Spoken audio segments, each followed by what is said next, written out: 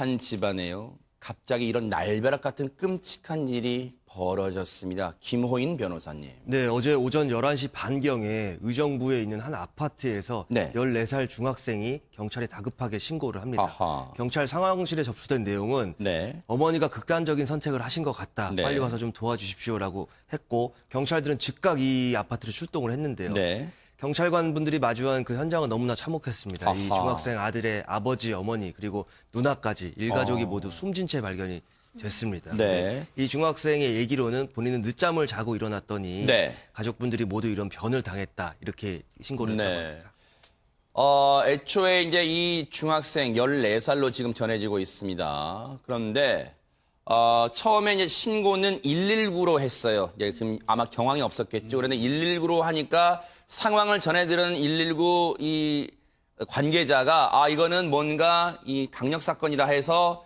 경찰에 또 연동해서 신고를 했겠죠. 그래서 현장에는 경찰이 출동을 했습니다. 가봤더니 앞서 우리 김호인 변호사님 말씀처럼 현장은 너무너무 참혹했고요. 그 첫 장면, 그 장면을 본 사람이 이 14살 아들이에요. 김동철 원장님. 정말로 충격이 이만저만이 아닐 것 같습니다. 지금. 네. 어린 아이가 아니더라도 그 모습을 목격을 했다면 어마어마한 충격이 아마 있을 겁니다. 이 충격은 사실 이제 극도의 충격이라고 저희들 이야기를 하는데 이 극도의 충격은 일단 처음에는 너무 놀라서 어떻게 반응이 너무 없습니다. 네. 자, 이후에 이제 가장 큰 문제가 공포, 슬픔, 뭐 여러 가지가 이제 생기겠죠. 네. 이후에 지속적인 트라우마가 계속 생기는데 극한의 패닉 상태로 이게 지속이 된단 말입니다. 아하. 이게 하루 이틀 끝나는 게 아니고 이런 아주 극도의 극한 패닉이 3개월, 6개월 가게 된다면 아하, 네. 이건 정말 이 아이에 대해서 정말 걱정스러운 마음들이 그러니까요. 같이 가고 있습니다.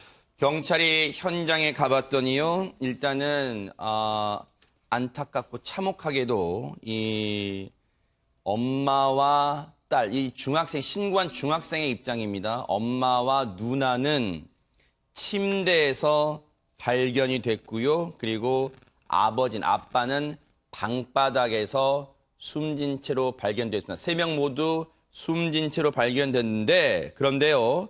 지금 최단비 변호사님 너무 참혹한 게 3명 모두 흉기에 이 공격을 당한 흉기에 찔린 상처가 있었고 방 안에는 정말 너무 송구합니다만 다량의 혈흔도 발견됐단 말이에요. 그런데 일단 경찰이 현장 갔더니 유서는 발견되지 않았답니다.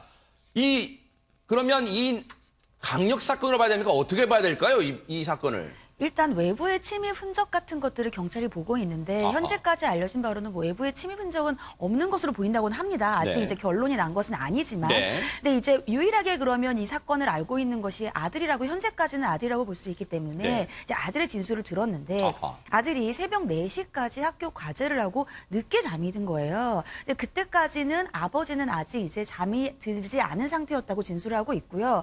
그리고 새벽 4시에 늦게 잠들었다가 오전 한 11시가 넘어서 깨봤더니 그랬더니 말씀하신 것처럼 누나 방에서 나머지 가족들이 이렇게 극단적인 선택을 한 것으로 보이는 것을 장면을 봤다 이렇게 네. 얘기를 하고 있습니다. 그렇기 네. 때문에 이 향후에 뭐 외부에서의 침입 흔적이라든지 아니면 아들의 진술이라든지 추가적인 것들을 조금 더 조사를 해봐야 네. 결과를 알 수 있을 것 같습니다. 아니 그러면 김복준 의원님. 네. 일단 아들은 얼마나 지금 황망하고 지금 네, 그러면- 이 가슴 아프겠어요. 그런데 일단 경찰에 일단 그래도 마지막 최초로 현장을 목격했기 때문에 이제 경찰이 조사할 수밖에 없지만 지금 얘기를 들어보면 경찰 얘기로도 외부 침입 흔적이 없다는 거예요. 그러면 어떻게 이 중학생 아들을 뺀 나머지 일가족이 흉기에 찔린 채 사망했을까요? 그게 좀 궁금합니다. 아유, 하여튼 저도 의정부 시민이거든요. 네. 근데 저희 동네에서 이런 일이 발생해가지고 좀 그런데요. 일단은 경찰이 아파트 출입문이라든지 그다음에 엘리베이터 내에 있는 CCTV 같은 걸 분석을 한 것 같아요. 아하. 그랬더니 명백한 거는 외부에서 침입한 사람들이 없는 것 같습니다. 아, 그래요? 그러니까 외부 침입의 흔적은 없다. 네. 이제 그게 이제 좀 중심적으로 좀 봐야 될 것 같고요. 네. 그 다음에는 그 현장에 무슨 격렬하게 이 싸움을 하거나 무슨 누가 침입을 해서 그 사람하고 저항하는 과정에서 흐트러진 상태 같은 게 별로 보이지 않았다는 거예요. 그래요? 이 부분은 이제 상당히 좀 신경 써서 봐야 되고요. 네. 그 다음에 이제 그 현장에 아마 범행에 사용된 흉기가 있었던 것 같습니다. 아. 그러면 손잡이라든지 이런 데서 지문이나 DNA 도출이 가능하겠죠. 네. 그래서 누가 이 흉기를 집었는지는 나오지 않겠습니까? 네. 그런데 이제 결국은 21일 이제 그 국가수의 이 정밀 부검 결과에 의해서 이제 이게 밝혀질 텐데요. 네. 현재 뭐 제가 알고 있기로는 유일하게 딸의 손에만 저항은이 좀 있는 것 같아요. 아. 딸은 그러니까 어떤 형태에서 저항을 하면서 이 손에 저항은 상처가 난 걸로 보여지고 네.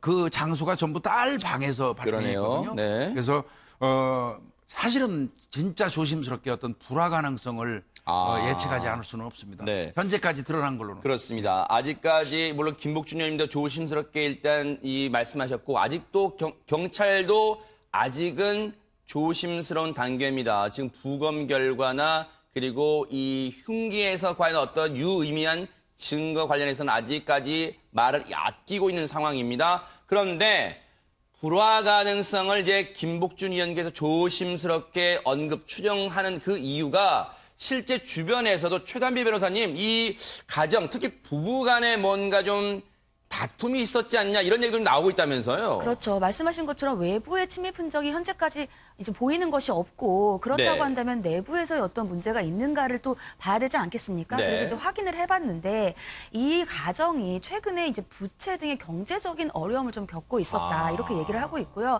최근에 이 부부가 채무 관계로 다툼을 벌인 적이 있다라는 것이 이제 유일하게 살아남은 이 막내 아들의 진술입니다. 이 막내 아들의 진술에 따르면 사건 전날에도 가족들끼리 말다툼이 있었다라고 하고 있고요. 또 흉기를 들고 부부 싸움이 있었다라고 이제 진술을 하고 있습니다. 그렇기 때문에 경찰이 이러한 진술들을 토대로 해서 정말로 부부가 채무 내역이 있는지, 즉 채무나 아니면 부채적인 경제적인 어려움이 이번 사건에 계기가 되지 않았는지 이러한 것들을 파악하고 있는 중입니다. 물론 아직 경찰의 수사 결과나 중간 수사 결과 발표도 없기 때문에 앞서서 뭔가 추정한다는 건 좀 무리가 있어 보여요. 그런데 혹시라도 이제 이 아들의 진술입니다. 전날까지도 아버지 어머니가 채무 문제로 흉기를 들고 부부싸움을 했다는 게 지금 아들의 진술이에요. 그런데 그럼 여기서 이제 김복준 형 예. 궁금증이 왜 그럼 딸까지 예. 두 부부가 왜 딸까지 이 같이 죽음에 이르게 했을까? 이 부분도 의문이 드는 대목입니다. 뭐 어차피 단정할 수는 없지만 이제 이런 경우에 형사들은 여러 방향에서 추정을 하고 유추를 합니다. 아하. 근데 이거는 제가 말씀드리는 거는 뭐 형사가 이런 방향으로 유추할 수도 있다는 걸 좀 말씀드리는 네네. 거예요. 분명한 거는 부부는 같은 방에서 자는 게 맞아요. 그런데 이 지금 세 명의 어떤 발견된 곳이 딸 방이에요. 숨진 채 발견된 곳이. 네. 그렇다면 내가 판단할 때는 부부관계가 원만하지 못하기 때문에 엄마가 딸의 방에 가서 잤을 가능성이 많아 보이고요. 네. 그 과정에서 또 이 아버지가 딸 방으로 이 엄마를 찾아갔을 개연성이 있고요.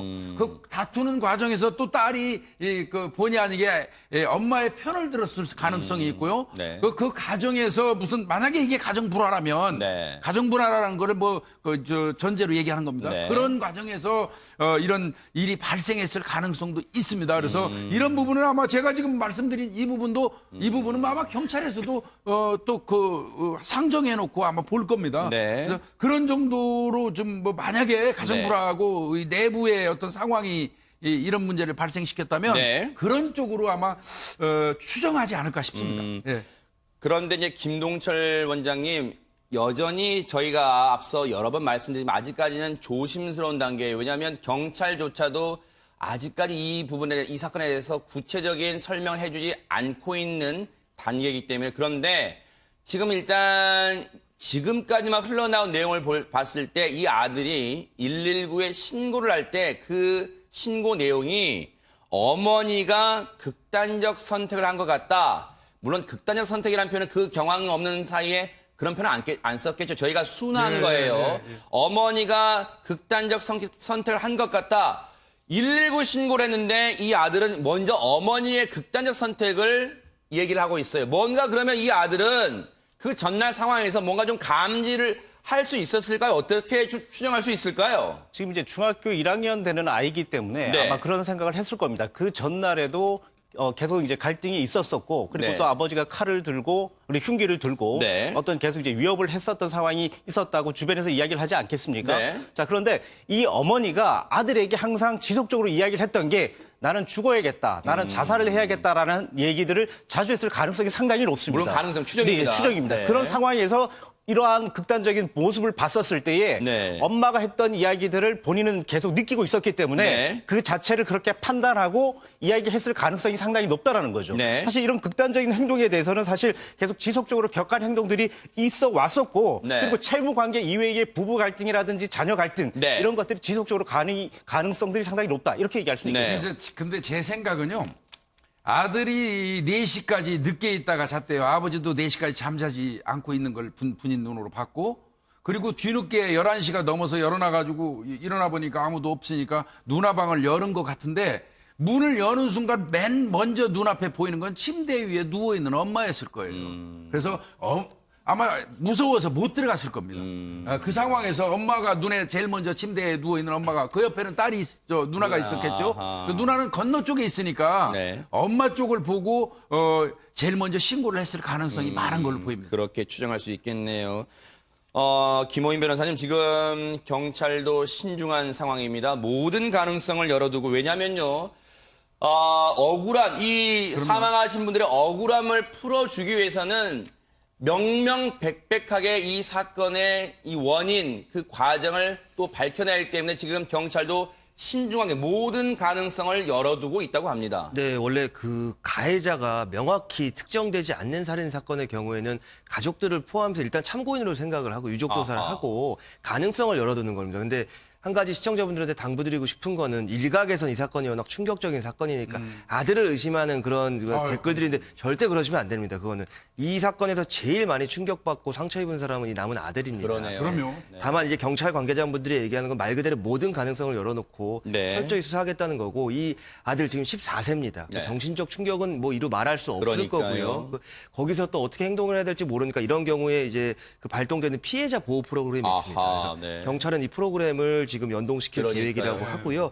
그리고 7시간 했던 감식 이외에 조금 더 그 추가적인 정밀 감식에 네. 통해서 철저하게 수사하겠다는 입장을 밝혔습니다. 그러니까요. 정말로 우리 김호인 변호사님이 좋은 말씀해 주셨어요. 그리고 경찰도 이 아들에 대해서는 특별한 혐의점이 보이지 않는다고 얘기를 하고 있습니다. 정말로 가슴 아픈 그런 일가족의 충격적인 사건이었습니다. 너무너무 가슴이 아픕니다.